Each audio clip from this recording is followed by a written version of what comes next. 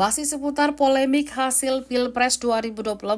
Sebelumnya, pakar hukum tata negara dari Universitas Indonesia, Yusril Iza Mahendra, menilai langkah koalisi pasangan Capres-Cawapres nomor urut 1 dan 3 yang berencana menggunakan hak angket dugaan kecurangan pemilu 2024 tidaklah tepat. Yusril mengaku bahwa hak angket DPR hanya berpotensi membawa situasi yang lebih chaos lagi di negeri ini. Pendapat dari Yusril ini juga diamini oleh Direktur Eksekutif Indonesia Law and Democracy Studies atau ILDES, Juhaidi Rizaldi. Juhaidi menilai hak angket bukan langkah yang tepat untuk mengusut kecurangan pemilu. Diakui oleh Rizaldi, masalah kecurangan Pilpres harusnya diselesaikan di Mahkamah Konstitusi. Pengajuan hak angket itu tidak ada dalam pranata hukum kepemiluan sehingga tidak langsung dengan pemilu. Artinya, kalau ada pihak lain atau capres yang kalah merasa keberatan dengan hasil Pilpres, maka itu bukan ranah DPR untuk mengurusi. Maka dari itu dirinya memastikan hasil dari KPU itu valid adanya. Mbak Nila, terima kasih.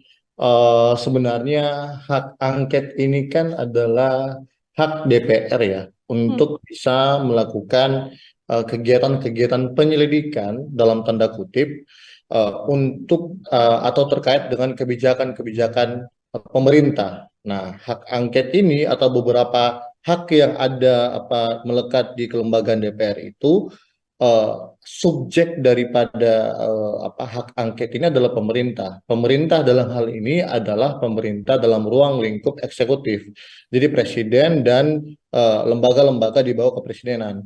Sekarang kalau berkaitan dengan pelaksanaan pemilu, pemilu itu dalam konteks undang-undang dasar atau dalam konstitusi kita itu lembaga yang melaksanakan ya dan mengatur rules terkait dengan pemilu itu adalah namanya suatu komisi pemilihan umum. Kemudian suatu komisi pemilihan umum itu di dalam berbagai putusan Mahkamah Konstitusi ternyata bukan hanya komisi pemilihan umum saja, tapi ada beberapa lembaga yang diakui sebagai suatu komisi pemilihan umum dalam konteks konstitusi, yaitu ada KPU, Bawaslu, dan DKPP.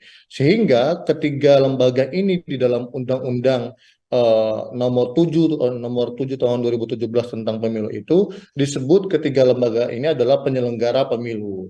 Nah, kemudian apakah bisa menjadi subjek di dalam hak angket DPR?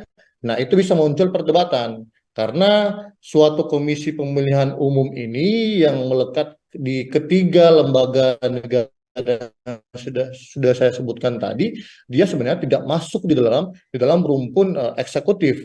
Dia adalah lembaga independen dan mandiri. Sehingga sebenarnya di dalam teori hukum tata negara atau dalam sistem ketatanegaraan Indonesia sejatinya secara kasat mata dan bisa dibenarkan bahwa dia tidak bisa untuk melaksanakan DPR melaksanakan angket kepada KPU.